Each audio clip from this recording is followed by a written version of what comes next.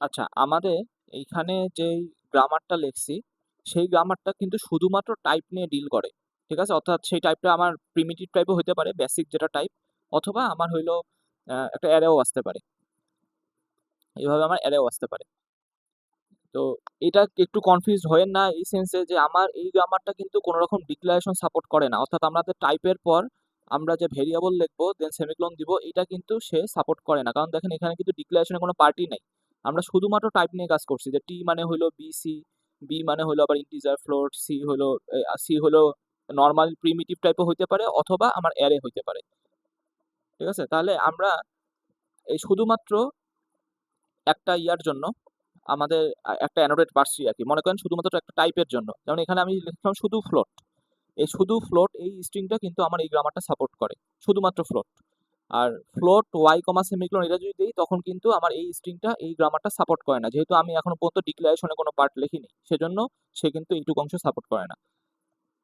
আচ্ছা, এখন আমি যদি এইটার একটা অ্যানোটেড পার্স ট্রি আঁকি, তো সবার আগে আমাকে পার্স ট্রিটা আঁকতে হবে। এরপর হইলো আমাকে সিমেন্টিক রুল অনুসারে অ্যানোটেট করতে হবে। সো দেখেন আমরা টি থেকে গেলাম হলো বি আর সিতে, দেন বি থেকে আমরা গেলাম হচ্ছে ফ্লোটে, যেহেতু আমাদের ইনপুটটা ছিল শুধুমাত্র একটা ফ্লোট। আর সি থেকে কই যাব, সি থেকে যাব হলো ইপসাইনলে, রাইট? তাহলে হলো আমাদের এটা যেহেতু কোনো অ্যারে টাইপের না, তাহলে আমাদের পার্স ট্রিটা কিন্তু এইটুকুই হলো আমাদের পার্স ট্রি। এখন এইটাকে যদি আমাকে অ্যানোটেট করতে বলা হয়, তাহলে এখন এই পার্স ট্রিকে ট্রাভার্স করে করে আমরা অ্যানোটেট করবো। তাহলে দেখেন সবার আগে টি থেকে বি, বি থেকে ফ্লোটে গেল। তো প্রথম যেটা হবে ফ্লোট থেকে বিতে রিডিউস হবে। তাহলে ফ্লোট থেকে যখন বিতে রিডিউস হয়, তখন দেখেন আমার দুইটা অ্যাকশন আছে, একটা হলো টাইপ আর একটা হলো উইথ। তাহলে আমাকে দুইটাই লিখতে হবে যখন আমরা ফুল অ্যানোটেটেড পার্সিটা বলতেছি। তাহলে এখানে হবে বি ডট উইথ। আচ্ছা, আগে টাইপ ছিল না, তাহলে আগে টাইপটা লিখি, B dot type equal to float, আর B dot with equal to আমার 8, তাই না? B dot with equal to 8।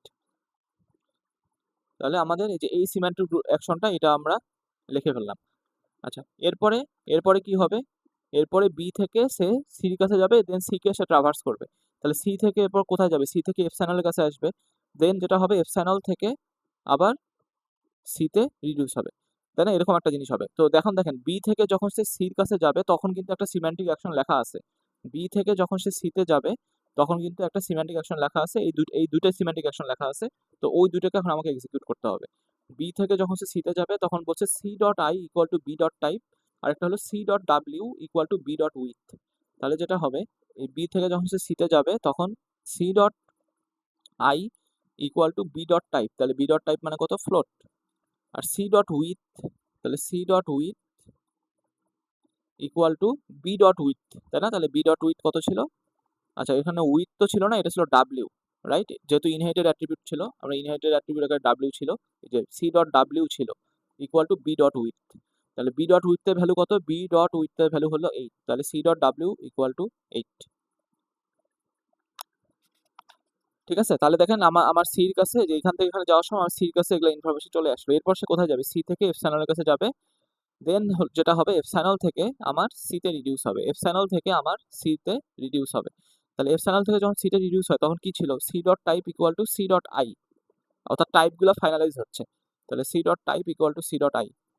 তাহলে যেটা হবে, তাহলে এইখানে দেখেন ডট টাইপ অ্যাট্রিবিউট আসবে, ডট টাইপ অ্যাট্রিবিউট কিন্তু এখন আসবে। ডট টাইপ অ্যাট্রিবিউট আকারে কি আসবে?